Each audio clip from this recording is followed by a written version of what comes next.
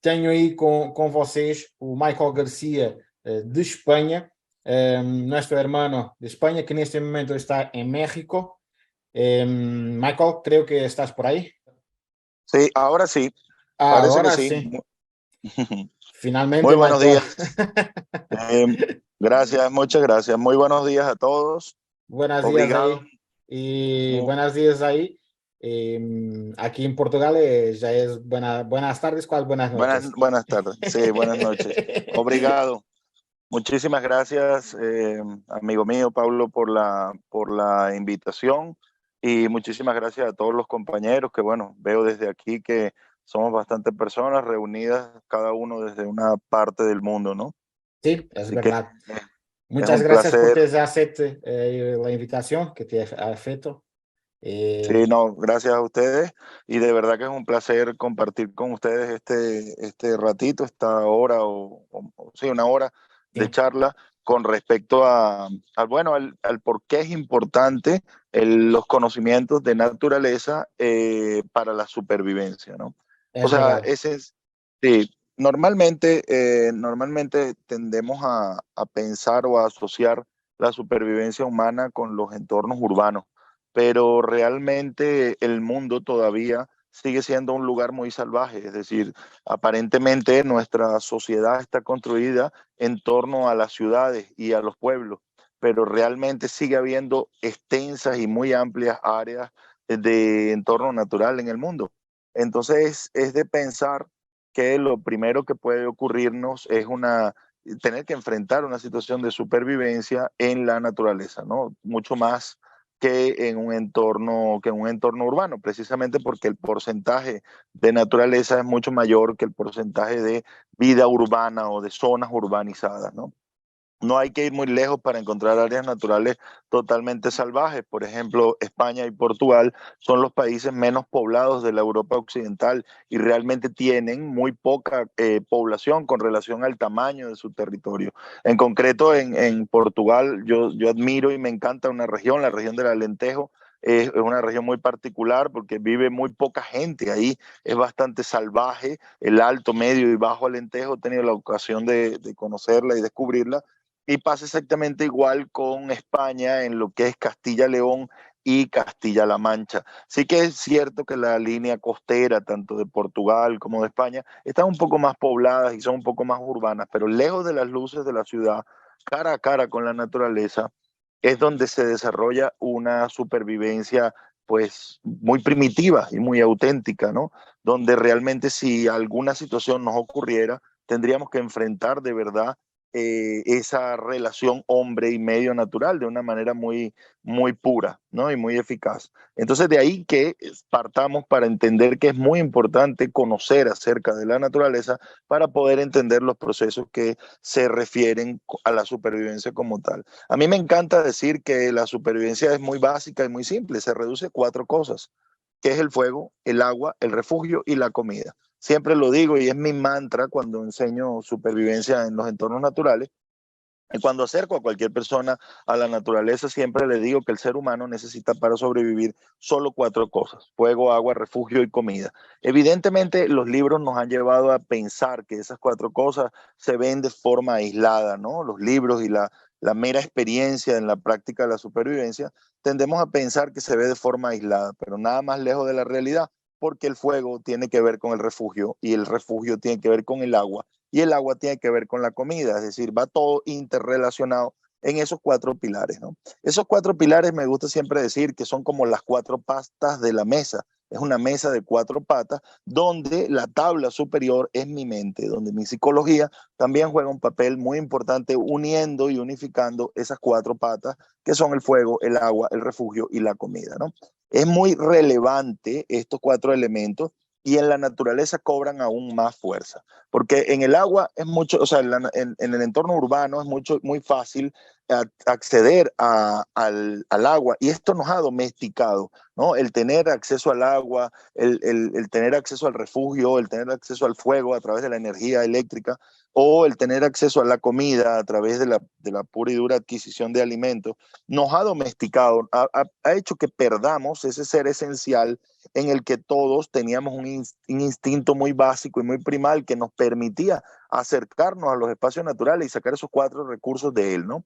Entonces, ahí empezamos a entender el por qué resulta vital el conocer la naturaleza que nos rodea para poder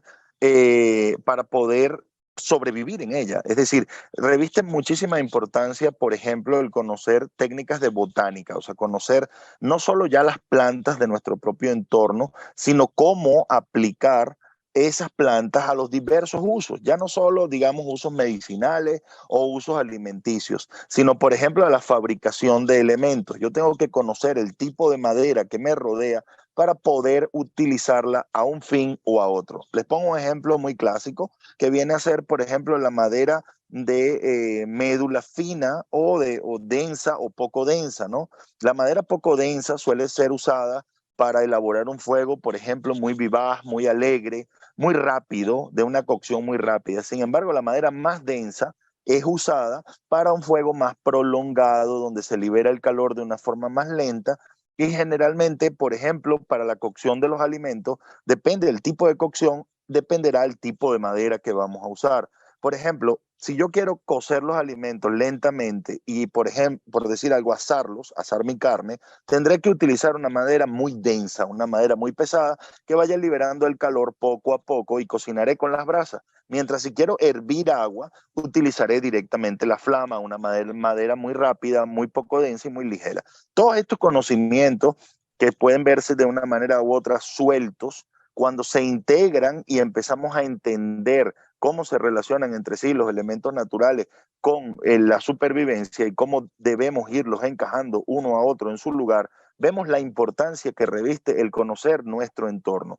No hablo aquí de que sea necesario conocer todos los entornos del planeta. Yo mismo en particular me pongo a prueba, cambio de entorno cada cierto tiempo, conozco otros entornos y otros lugares, pero no pido que todo el mundo lo haga, sino que simplemente conozca el entorno natural que le rodea. Por ejemplo, en la zona del Alentejo, una madera densa podría ser la encina. Perfectamente, los encinados que se extienden desde Extremadura en España hasta el Alentejo portugués demuestran que tienen una madera densa, pero dentro del mismo árbol la rama fina crea una flama muy rápida en una madera menos densa. Se va lignificando, se va haciendo dura conforme va pasando el tiempo. Entonces, conocer determinado grosor de la madera para utilizarla en un fuego u otro es relevante, exactamente igual que si quiero fabricar algún elemento con esa madera. Entonces, vemos un poco cómo se va conectando el conocimiento del medio natural en nuestra propia supervivencia. Es decir, un fuego que se haga con madera fina y muy poco densa nos calentará brevemente, pero el resto de la noche podremos morir de frío. Mientras que un fuego que se haga con madera gruesa y bastante densa nos calentará lentamente a lo largo de la noche y no pereceremos de una hipotermia.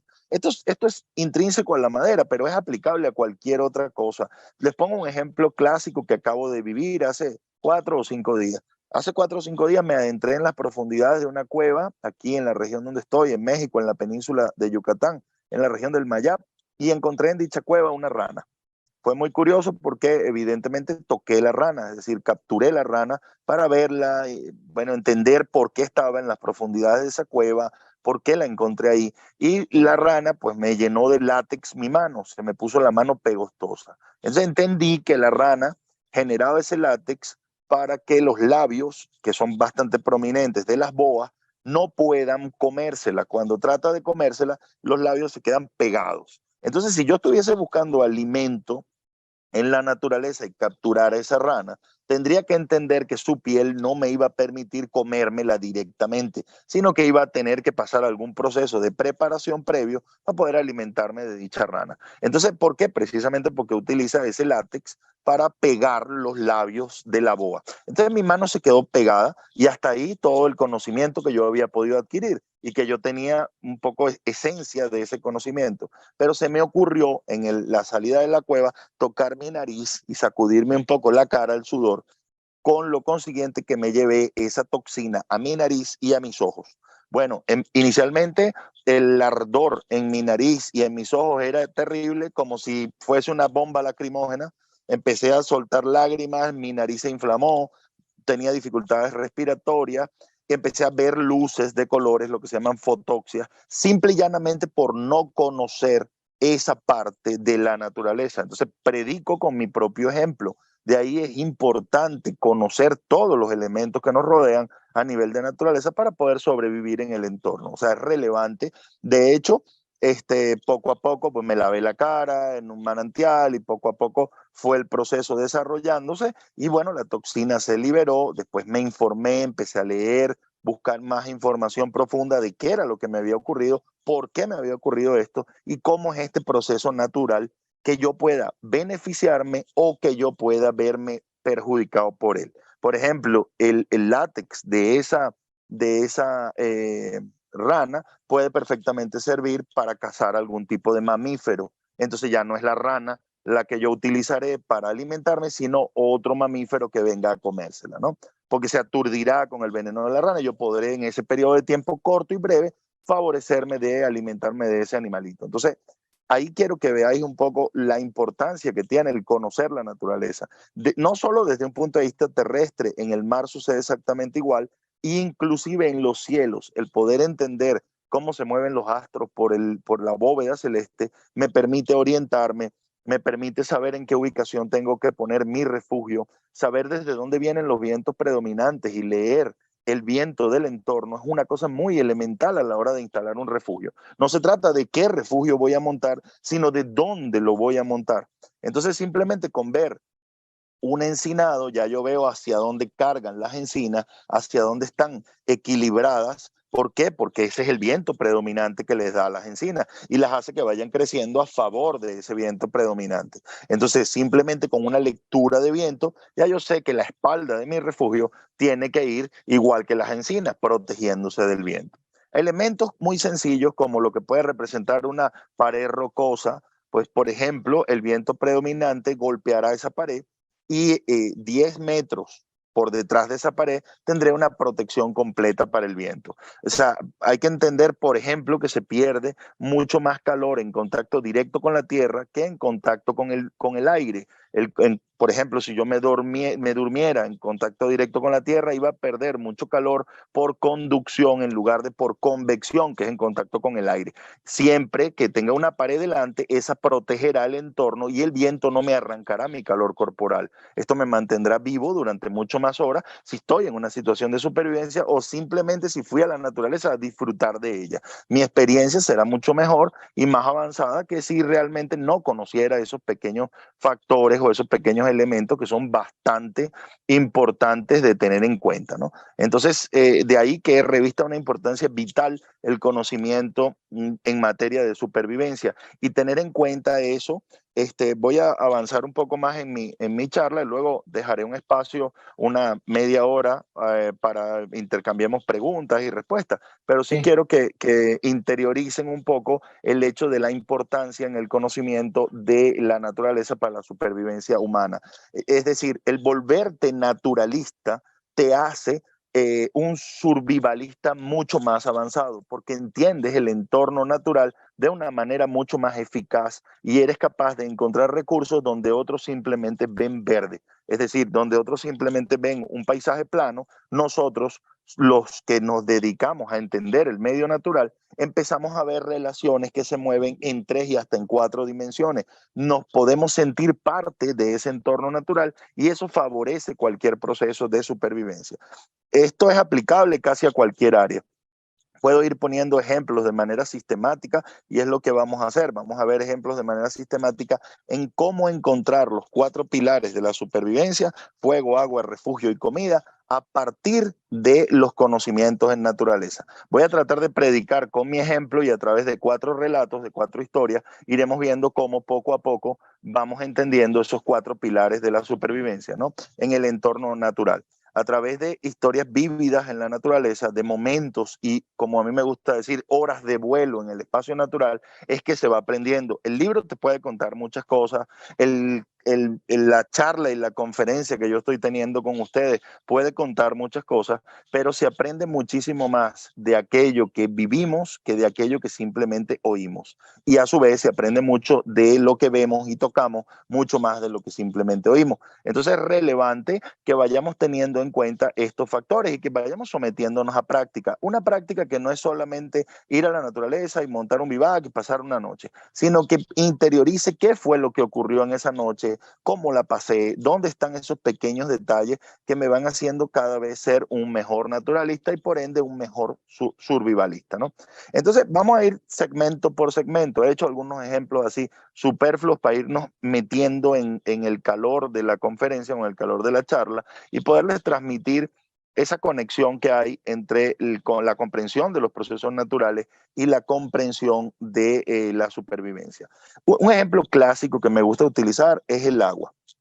Todos sabemos que el ser humano pues, puede soportar, según los libros, 3 días sin agua, 3 semanas sin refugio, perdón, 3 semanas sin comida y 3 días 3 minutos sin oxígeno, 3 días sin agua y 3 semanas sin comida. Esa es la famosa regla de 3.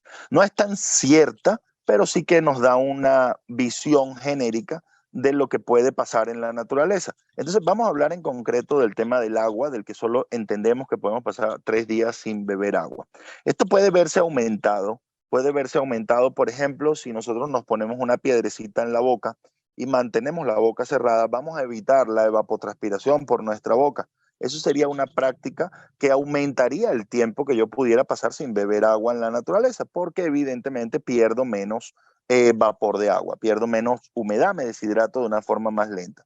Pero bueno, el agua tiene varios procesos en la naturaleza. Lo primero es localizarla.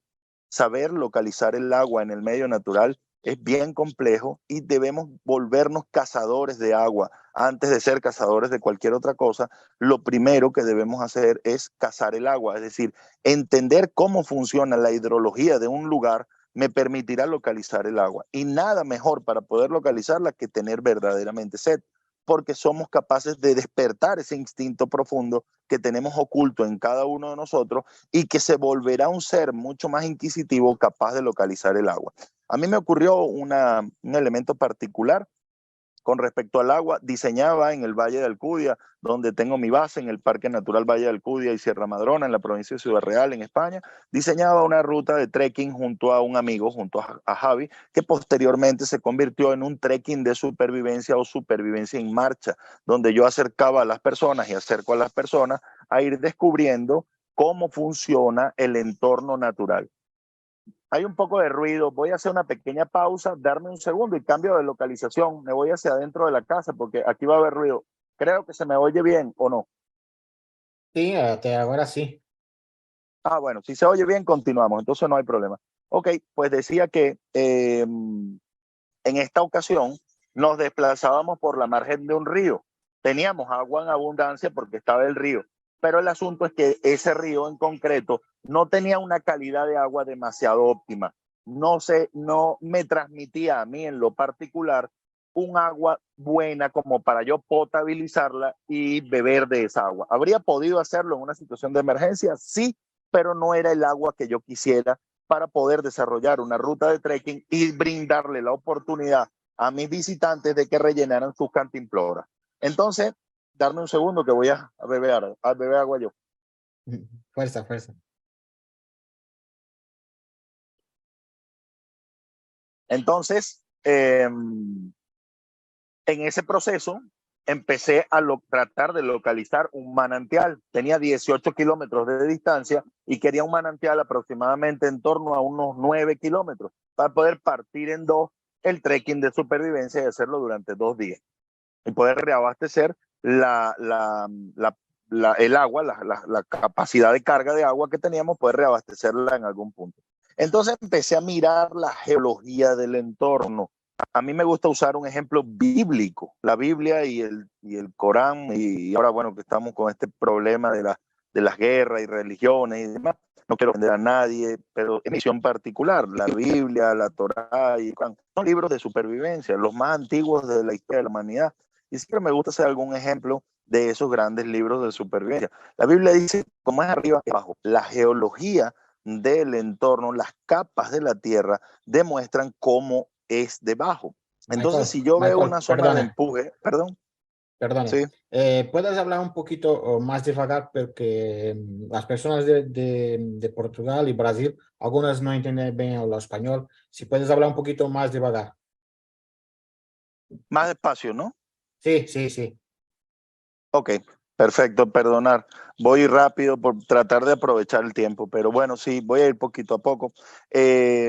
Mi portugués tengo que mejorarlo, pido disculpas y la próxima espero que sea en No, no, portugués no, o no. Basta, portuñol. basta hablar un poquito más devagar, Sí, porque también no poco a hablo poco. Bueno, español al portuñol. claro. Sí, poco a poco, poco a poco. Bueno, pues me refería a eso, que como es arriba, es abajo, es decir, las capas geológicas superiores de la Tierra demuestran lo que hay abajo. Y entonces se puede entender dónde podría haber un afloramiento de un manantial. Si nosotros vemos una área de empuje, es decir, una vaguada natural, aunque el agua no esté presente físicamente ahí, yo no la vea líquida, no significa que no pueda ir corriendo por debajo. Entonces localicé ese entorno donde habían unas montañas y se creaba una vaguada natural y caminé en dirección hacia el río buscando la cercanía de esa vaguada a ver si existía un punto donde el manantial aflorara sobre la tierra y yo pudiera nutrirme de ello. Y efectivamente encontré un cúmulo boscoso donde había mucho más verde. Ya sabemos todos cómo en Portugal y en España los veranos son tan secos, pero había un lugar verde que se mantenía lleno de fresnos, plantas que normalmente viven en un entorno húmedo, pues ahí estaban presentes y poco a poco fui caminando y moviéndome en el entorno hasta que justo al pie de un fresno localicé un manantial. Esto me permitió abrir esta actividad que estuvo realizándose durante 4 años de forma ininterrumpida y donde muchas personas pasaron por la naturaleza, vieron cómo se localiza un manantial y cómo puedo yo aprovechar esa agua para beber, inclusive para transportarla, ¿no? Esa agua caía al río, pero evidentemente no estaba contaminada de nada, salía debajo de la tierra y yo podía beber directamente. De hecho, organicé la zona del manantial, coloqué unas piedras, coloqué algunas plantas por encima para tratar de evitar la evapotranspiración en el verano y durante 4 o 5 años consecutivos esto siguió funcionando a la perfección y yo pude pues, desarrollar la actividad ahí y además en esa experiencia pude beber agua. Entonces, ahí vemos cómo la geología y el conocimiento del entorno natural es tan importante y relevante conocerlo para poder movernos en la naturaleza, ¿no? Para poder sobrevivir en la naturaleza. Vamos ahora con el caso concreto del fuego. Cuando, cuando yo empecé a hacer fuego por fricción, por arco, yo viví durante 3 años con las tribus aborígenes del Alto Río Orinoco. Y son tribus que ya están contactadas. Muchos de ellos ni siquiera saben cómo se hace fuego con 2 palos. Es decir, no saben, ya han perdido esa habilidad de iniciar un fuego, un método de fricción. Entonces, yo preguntaba a los abuelos, preguntaba a los mayores, cómo había que preparar un kit o preparar unos elementos para encender fuego, ¿no? No sabía cómo se hacía esto. Entonces, poco a poco, los mayores me fueron diciendo que debería utilizar 2 tipos de madera, una madera densa y una madera poco densa, una madera ligera. Ahí fue que empecé a entender cómo la densidad de la madera era relevante a la hora de generar un cómo era importante utilizarla. De hecho, empecé a entender que inclusive hay maderas que son resinosas que no van a estar bien utilizar para comer, para alimentarte de esa fogata, porque generarán humos antes que podrían llegar a contaminar los alimentos. Entonces, el concepto de la madre que está relevante. Al ejemplo, las células vegetales son como este rectángulo, como esta botella, ¿no? Dentro llevan todos los organelos celulares, dentro van pues, todas las partes de la célula. Cuando yo carbonizo eso, el agua que está contenida dentro de la madera sale de la madera y queda un vacío que conocemos todos como carbón, queda la madera carbonizada. El ser humano, como el carbón no conoce otro elemento tan absorbente, la naturaleza odia el vacío y cuando utilizamos ese carbón podemos inclusive potabilizar el agua con ella. Hacemos pasar el agua a través del carbón y las partículas tóxicas o químicas que pueden hacerme daño a mi organismo se quedan dentro del trozo de carbón. Esto sí se hace con una madera poco densa, se podrirá el carbón muy rápido, mientras que si se hace con una madera densa, muy dura, el carbón durará mucho más tiempo y me permitirá a mí potabilizar el agua de una forma mucho más eficaz. Entonces, ahí vemos cómo empieza a guardar relación el agua con el fuego como elementos primarios y necesarios para la supervivencia. Exactamente igual ocurre con la interpretación del entorno. Un día me preguntaba un niño en una actividad que hice para niños de supervivencia, pues asombrado, se sorprendía, ilusionado, con sus ojos brillantes, me decía, bueno, tú eres Michael García, el experto en supervivencia. Y yo sonriente y de forma cómica le dije que no era experto en supervivencia, que era experto en pasar noches sin dormir, porque venía de un par de vivac que fueron muy duros, en los que pasé un par de noches sin dormir. Cuando te das cuenta que cometes un error a la hora de instalar un campamento en determinado lugar, simplemente porque no tuviste en cuenta ciertos factores, te darás cuenta de la importancia que tiene el conocer la naturaleza. Les voy a poner un ejemplo clásico. En la provincia de Badajoz, muy cerca de Portugal, me acampé debajo de unas encinas, cerca del río Zapatón, un río que discurre por la provincia de Badajoz, afluente del Guadiana. Y bueno, perfectamente me acampé en una noche cálida de verano, muy agradable, junto al río, solté mi estera, preparé mi tarp y dormía plácidamente. Sin embargo, eh, mi cena la dejé a mi lado, un trozo de carne y recuerdo que eran patatas o algo así, lo dejé a mi lado sin darme cuenta de que estaba cerca, muy cerca de un hormiguero. Y en mitad de la noche me dio hambre y tomé un trozo de carne y la mordí, sin ni siquiera encender luz, ni mucho menos. Pues con la mala suerte que habían hormigas dentro de la carne y me mordieron en la garganta. Una cosa muy poco habitual, pero me pasó. Y me pasó precisamente por no estar atento a mi propia relación con el entorno. A un ser humano primitivo esto no le hubiese ocurrido porque no iba a alimentarse durante la noche. Tenemos que tener cierto orden en la naturaleza porque si no nos va a dar lecciones. En el periodo de tiempo que estuve en la Isla del Hierro, pasé 30 días en la naturaleza solamente con lo que llevaba en mi mochila, en mis espaldas. De hecho, están los documentales publicados en el canal de YouTube, los invito a verlos. Son muy viejos y bueno, todavía tenía barba negra y mucho pelo, pero son divertidos y pueden disfrutar un rato de mi experiencia y compartirla con ustedes. En ese periodo de tiempo, cuando yo me adentro en la naturaleza, los primeros momentos en los que estoy en el medio natural, yo quería hacerlo todo rápido. Quería conseguir rápido mi refresco, quería conseguir rápido mi agua, quería conseguir rápido mi comida, quería con el fuego totalmente rápido. Y la naturaleza me dijo que no, que ella tenía sus tiempos y yo tenía que tratarme a su. El primer día me lo pasé sin comer los primeros días porque no conseguía forma de capturar alimentos más que algunas lapas que estaban pegadas en las piedras canarias en la Isla del Hierro. Luego no conseguía buena madera para levantar un fuego y tenía que utilizar un rescoldo y madera que tenía muchas sales dentro, con lo cual generaba muchísimo humo y no prácticamente no podía cocinar mis alimentos porque era solo humo más fuego lo que se me generaba, lo conseguía levantar. El tema del agua dulce, puse un desalador y la marea me lo volteó y mezcló el agua dulce con agua salada. Cuando la probé me di cuenta que mayoritariamente tenía agua salada. Realmente la naturaleza te va enseñando tristemente a palos porque no nos acercamos con un guía, sino somos autodidactas y entonces poco a poco te va dando esos golpes de realidad donde va siendo como el relato que les contaba de la rana, cómo va funcionando el entorno natural del que nosotros formábamos parte en su origen y a día de hoy hemos dejado de formar parte. Todavía hay muchas personas en el planeta que están muy cercanas a los entornos naturales y conviven con ellos y sobreviven de y con ellos, mientras que las personas que vivimos en la vida más urbana estamos bastante más alejados de este entorno.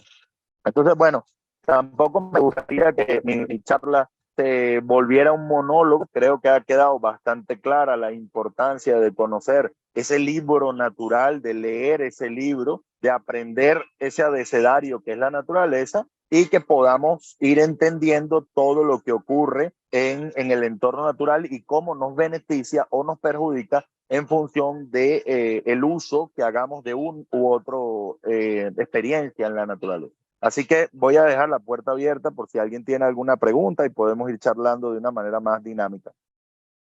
Sim. Eu queria perguntar a alguém aqui que está no Zoom ou no YouTube se tem alguma questão a colocar aqui ao Michael.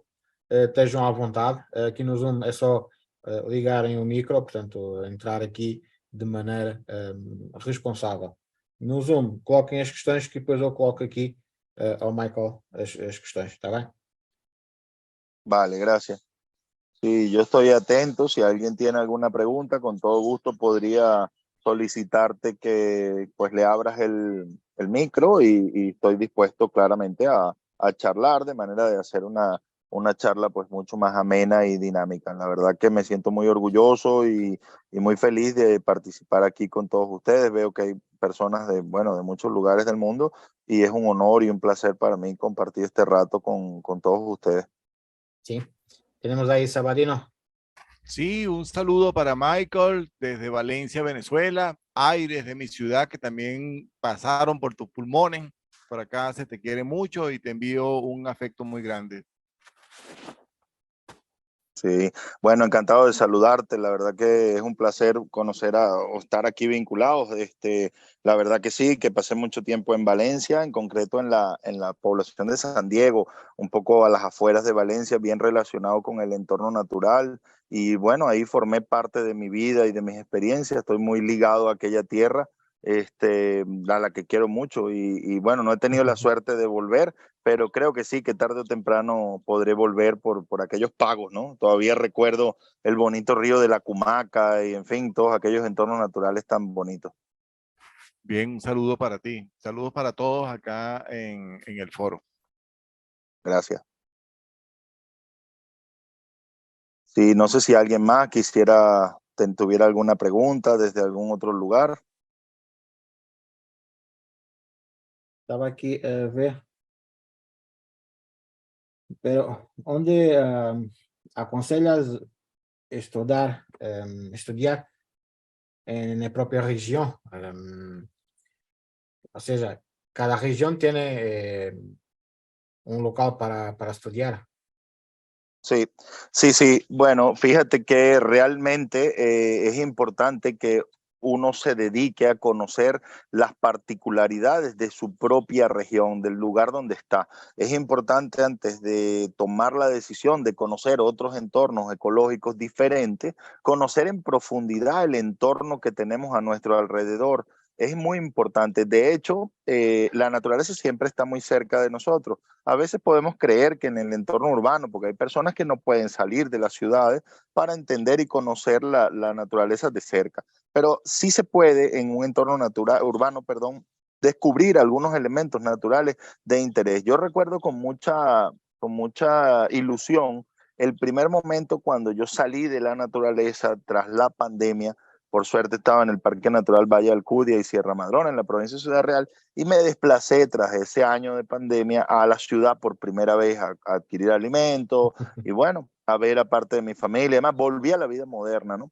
Y recuerdo que en los maceteros de las ciudades, la primavera había explotado de una manera extraordinaria y habían crecido muchísimas plantas, muchísimas hierbas, porque los ayuntamientos no podaban, no limpiaban la hierba, entonces había muchísimas hierbas. Y sorprendentemente, un porcentaje elevadísimo de esa madera, perdón, de esas hierbas que habían crecido ahí, eran comestibles. Recuerdo haber parado y haber recogido en mi camino puerros salvajes.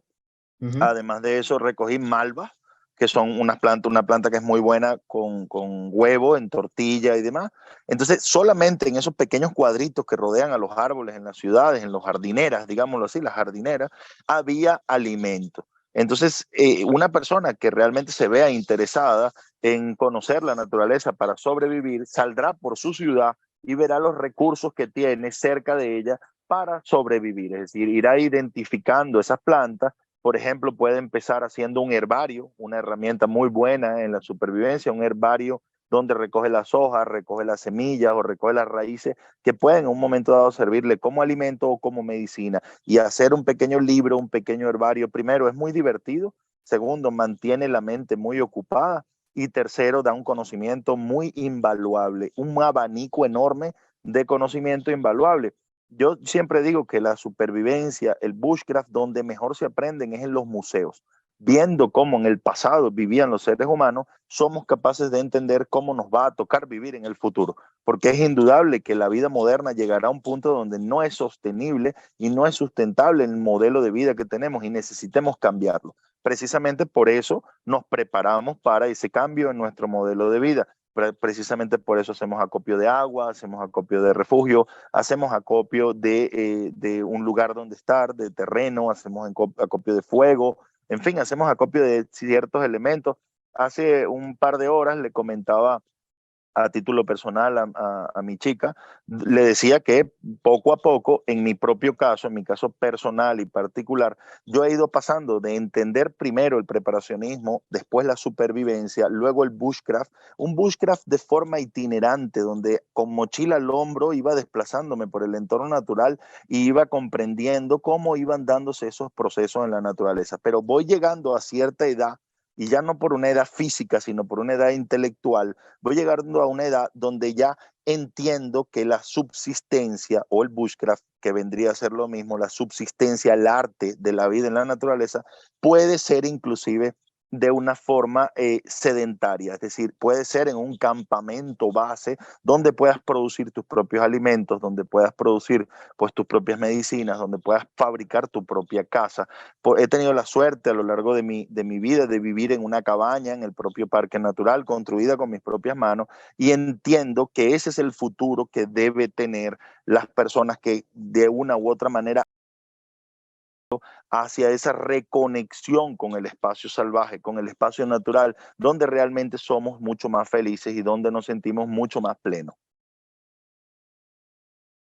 No sé si alguien en esta línea tiene Perfecto. alguna pregunta, si tiene alguna pregunta, si tiene alguna Em, consulta. Creo que aquí están, dicen, por ejemplo, visitando las comunidades de ecoturismo, se puede aprender por ahí alguna cosa, como estás hablando ahora, visitando las comunidades de ecoturismo y por ahí. Es correcto. De hecho, es una muy buena forma de aprender del medio natural visitando a las personas que viven en ella, saliendo de nuestras ciudades y adentrándonos a los entornos rurales, podemos aprender muchísimas cosas. Por ejemplo, en una charla con un pastor de los que tantos hay en Portugal, de los que tantos hay en España, un ganadero de los que tantos hay en Brasil, en fin, que podríamos perfectamente acercarnos a una persona que pase gran parte de su tiempo en la naturaleza y consultar determinados elementos como de fauna, como de flora, que poco a poco vayan nutriendo esa mochila. Yo quisiera retomar una de las más bonitas frases que yo creo que dijo Morse a lo largo de su carrera, un gran naturalista y maestro del bushcraft y la supervivencia, de origen polaco, que falleció hace algunos años en Canadá, escribió muchísimos libros. Como decía, mientras más sabemos, menos llevamos en nuestra mochila. Es decir, mientras más llenamos nuestra cabeza, más vaciamos nuestra mochila. Se trata de olvidar que el material nos mantenga vivos y entender que son nuestros conocimientos los que nos tienen que mantener vivos, ¿no? Es un proceso, yo entiendo que la supervivencia no tiene nada escrito y la subsistencia es una goma elástica que se mueve en función de las experiencias de cada quien. hay ciertos patrones que nos guían un poco a todos los que amamos este mundo de la subsistencia en la naturaleza y de la supervivencia en los entornos salvajes, pero dentro de esos patrones tenemos que interiorizar y saber claramente que lo más importante y relevante son los conocimientos, mucho más que el equipo, porque si yo sé de algo, puedo desarrollarlo en la naturaleza, tenga o no tenga mi equipo y mi material. La naturaleza tiene todo lo que necesitamos para garantizarnos esos 4 pilares: el fuego, el agua, el refugio y la comida. Obviamente, si yo tengo equipo y material, va a ser muchísimo más fácil el conseguir esos 4 pilares, pero si no lo tengo, la naturaleza también me los otorgará y me los entregará. De ahí que esas incursiones de ecoturismo o esas incursiones a comunidades remotas o esas charlas con agricultores, ganaderos, pescadores, cazadores y personas que pasan mucho tiempo en la naturaleza deben ser una gran escuela para cualquiera que se interese de estos temas. Sí, es verdad. Los pastores aquí en Portugal sabían todo do tiempo, de las estrellas, todo. Es muy bonito cómo ves simple y llanamente, fijándote en las nubes, el conocimiento de las nubes, cuando hay muchos cirros, por ejemplo, que son nubes muy largas, como largas cabelleras, muy delicadas en las capas superiores de la atmósfera del cielo, es indicativo de que vendrá viento. Cuando se ven nimbos, que son nubes pequeñitas, como algodonosas, y no agrupadas, sabes que vendrá buen tiempo. Pero cuando se ven cúmulos, que aunque sean blancos y se van agrupando, ya sabes que puede venir cierta inestabilidad, y ya cuando esos cúmulos son grises, que son los estratos, ya sabes que puede venir una tormenta. Entonces, el conocer esos elementos, esos factores de la naturaleza, como pueden ser las nubes, como pueden ser el viento predominante, las mareas en el caso del océano, es muy relevante para poder sobrevivir en ella, porque un pequeño error de interpretación, un pequeño error leyendo ese libro de la naturaleza puede llevarnos a una situación fatal, a un desenlace fatal. Perfecto. Tengo aquí una pregunta que dices que mm, en una situación que tiene sido complicada, ¿qué objeto te salvó en esa noche que agradeciste ter llevado para te salvar? Pues he pasado por situaciones en mi desarrollo profesional y por mi trabajo bien complicadas, difíciles y realmente duras. Las herramientas evidentemente siempre vienen muy bien. Voy a contar una historia que me ocurrió precisamente con cuando llevaba el cabello largo, descendía por un rappel, es decir, iba bajando por un rappel, una montaña, ¿no? Y volteé mi cabeza porque mi amigo me llamó y me habló, y mi cabello se quedó dentro del 8, dentro del descendedor de 8, y se enredó. Entonces me enganché dentro de mi cabello, y de verdad que si no hubiese podido alcanzar mi cuchillo, que en ese momento lo llevaba colgado de sobaquera, no lo llevaba en el cinto, sino con una mano mantenía la cuerda para no caerme y romper mi cabeza y caerme del rappel, y con la otra pude sacar mi cuchillo y cortar el mechón de pelo con mucha precaución de no cortar la cuerda. Pues agradecí de verdad tener ya no solo el cuchillo, sino el acceso al cuchillo. Por eso cuando he pensado en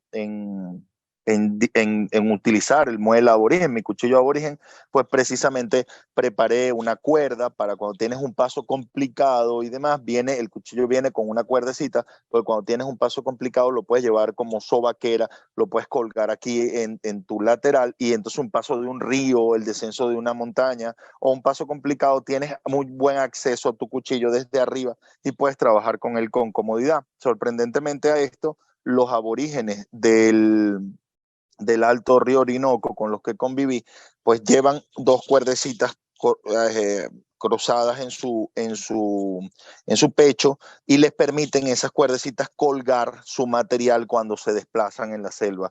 Entonces me di cuenta y entendí que era una muy buena manera de llevar tu material, y por eso la verdad que agradecí en ese momento tener mi cuchillo, o sea, tener una herramienta de corte, pues realmente es muy necesario en la naturaleza.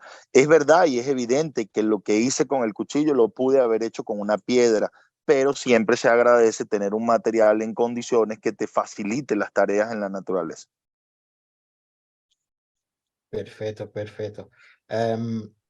Michael, ¿puedes dar algunas indicaciones de, por ejemplo, de libros que tú haces que son interesantes para estudiar? Sí, claro, por supuesto.